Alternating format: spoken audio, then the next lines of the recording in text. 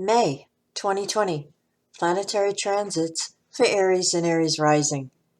This is an equal house chart set up for 0 degrees Aries on the ascendant, Eastern Daylight Time, New York. We begin May 1st, 2020, with 2 planets in Capricorn in the 10th house sector. Jupiter at 26 degrees Capricorn conjunct Pluto at 24 degrees of Capricorn retrograde. The Sun is placed in the 2nd house at 11 degrees of Taurus. The planet Mercury is at 6 degrees of Taurus, conjunct the planet Uranus at 6 degrees, also in the 2nd house. In the 11th house, we have the planet Saturn at 1 degree of Aquarius and the planet Mars at 21 degrees. Venus is placed at 19 degrees of Gemini in the 3rd house. The Moon is in Leo at 15 degrees in the 5th house sector. Overview. March 20th through March 29th, birth dates. Sun in Aries, 0 to 9 degrees. Transiting Saturn in Aquarius makes a harmonious sextile that's a 60-degree aspect to your Sun for the entire month of May. This is a harmonious energy and brings the possibility of opportunity coming from your immediate environment and day-to-day contacts.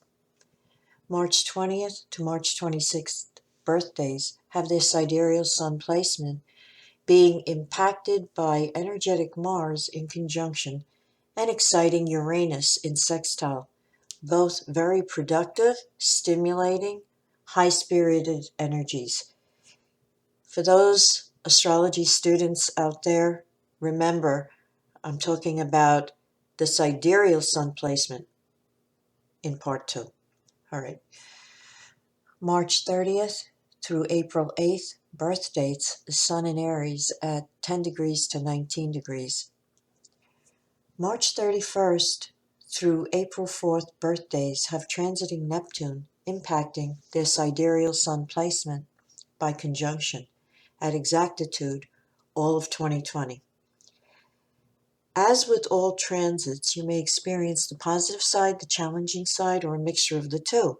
It all depends on how Neptune in your birth chart is configured with the natal Sun. For example, significant losses may occur, as well as ego defeats in your chosen career, the loss of a significant male figure in your life, or the dissolution of a current relationship is also a possibility. That's for people who have the Sun afflicting Neptune in their natal or birth chart. Okay? If you have the Sun and Neptune well aspected in your birth chart, you'll experience a different side of Neptune, such as a significant relationship with a Neptune type, someone who has this planet prominent in their chart, or the sign Pisces strongly placed, or a strong 12th house. This energy is deeply emotional and heartfelt and potentially very creative.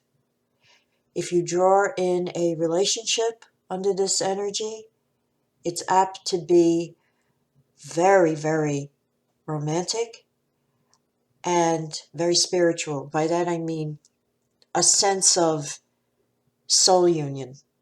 You know, we feel as one, we think as one. We're no longer a divided energy. We are so close. We are one. That's a Neptune relationship. I uploaded videos on Venus-Neptune, and you can apply that to a Sun-Neptune energy as well.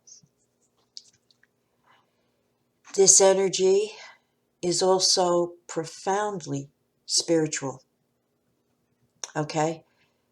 It's going to enhance whatever psychic aptitude may be present. Many people have psychic awakenings under Neptune transits. Please keep in mind, Neptune rules infectious diseases. Do not take any chances with your self-care routine. Keep disinfecting and staying safe. I worry especially about this group because Aries is the tendency is to get impatient. All right, I'm fed up. I can't do this anymore. And the fact that we have a long-term transit of Mars going through Aries this year, okay, that's going to make you even more impatient. Do not throw caution to the winds as long as you're under a Neptune energy and there is an infection going on. That's like asking for it. On another level, Neptune rules allergy flare-ups. In other words, sudden allergic reactions to foods or additives that never bothered you before. I've had this happen to me at least a half a dozen times throughout the course of my life when I was under a Neptune energy. Does it mean you have to give up that food for the rest of your life or that additive for the rest? No, it does not mean that.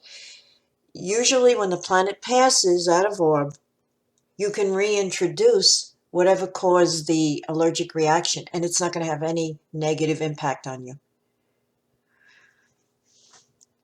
April 5th, 6th, 7th, and 8th birthdays will experience a harmonious sextile energy from Jupiter-Pluto in Capricorn, aspecting, again, their sidereal sun placement for most of 2020. And this brings opportunity from social connections, meaning you should keep communicating and expanding your contacts. April 9th through April 19th birth dates, Sun in Aries at 20 degrees to 29 degrees. April 9th, 10th, and 11th birthdays will have transiting Jupiter sextile their sidereal sun placement for the entire month of May. This is a protective influence that brings opportunity. Those of you born April 14th through April 19th, for most of 2020, will be experiencing Saturn in hard aspect, square. For a comprehensive description of this energy, please see my video entitled Transiting Saturn-Pluto in Hard Aspect to Natal Sun, uploaded the end of August of 2019. Ditto for April 10th, 11th, 12th, 13th, and 14th birth dates who have Pluto square the Sun exactitude in 2020. Okay, those were the major transits impacting you for the month of May and also part of 2020. These are the daily transits that I'm going into now, and they have jurisdiction over the daily mood you're in, the daily events that occur. They're gentle, they're mild. If you don't really look for them, chances are you won't see them, but they do impact, like all planetary energies, they will impact your energy dynamic for a time. They will impact your state of mind for a time. And being aware of how you're being impacted from day to day does not hurt, okay? On May 3rd, Venus square Neptune between houses 3 and 12 is an aspect of deception resulting in confusion. The information you receive on the mental plane may be at odds with what your gut feelings are telling you about a situation. On another level, do not permit any news you receive to activate your inherent fears. Your imagination may be in overdrive. And because we're dealing with a square energy, a 90-degree angle, it's going to be along the lines of a negative imagination, a fearful imagination. Be aware and detach. The planet Mercury conjuncts the Sun on May 4th in your second house, bringing the possibility of good news pertaining to your personal finances and values, whatever it is you personally value in life. May 7th brings the full moon, 6:46 a.m. Eastern Daylight Time, at 17 degrees of Scorpio in opposition to the Sun at 17 degrees of Taurus, spanning houses 8 and 2, highlighting personal finances, joint finances, your values and needs versus the values and needs of a partner. The planet Neptune at 20 degrees of Pisces is aspecting this full moon harmoniously by trine and sextile, along with Mercury in Taurus at 20 degrees, making a conjunction and opposition. These are excellent energies to communicate, compromise, and iron out all financial issues between you and a partner. On May 9th, under Mercury trine Pluto, and on May 10th, under Mercury trine Jupiter, between houses 2 and 10, have a meeting with a superior at work and discuss any financial concerns. These energies favor positive communication in your profession and positive outcomes. Okay, the Sun in the second house, sextile Neptune in the 12th on May 10th, is a sensitive spiritual vibration that brings a feeling of safety and hidden support from unseen divine influences. What does this mean? It means it's a great day to pray or withdraw and meditate and get in touch with the spiritual dimensions of life. And the sextile to Neptune will open you up to maybe actually receiving a response. Okay. Also on May 10th, the planet Saturn turns retrograde at 1 degree of Aquarius. Mercury square Mars on May 10th or 11th, depending on your location, between houses 2 and 11, is a frictional energy. Care is needed in how you communicate with others. Avoid harshness. On May 11th, the planet Mercury enters Gemini and moves into your third house. On May 12th, Mars enters Pisces and moves into your 12th house. The planet Venus turns retrograde on May 13th at 21 degrees of Gemini, and Jupiter turns retrograde on May 14th at 27 degrees of Capricorn. May 15th brings the Sun trine Pluto between houses 2 and 10, favoring financial benefits through career. Sun trine Jupiter on May 17th, also between houses 2 and 10, is a lucky vibration and favors expanding your clientele or asking for favors at work. On May 20th, a retrograde Venus square Neptune between houses 3 and 12 could indicate receiving communication from an old love from your past. It could open up buried feelings and emotions. Protect yourself and don't believe everything you hear. Also, on May 20th, the Sun enters Gemini and moves into your third house.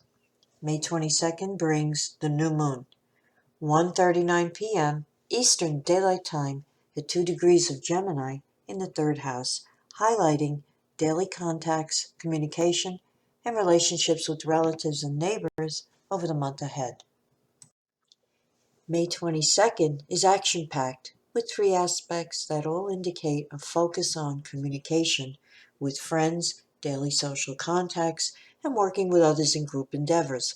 Sun trine Saturn between houses 3 and 11 and Mercury conjunct Venus in the third indicate favorable and harmonious discussions that lead to greater productivity within the group you work with. An excellent day for meetings.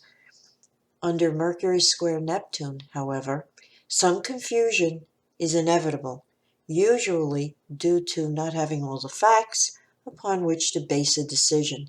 Best bet is to wait until you have greater clarity. Mars sextile Uranus on May 25th between houses 12 and 2 is a freedom aspect, meaning chances are you will be in the mood to break out, break free, and get away from routine duties and responsibilities. Since this energy involves the second house of money, the urge for something different may translate into purchasing something you really don't need, but serves to fulfill an emotional need. If you can afford it, fine.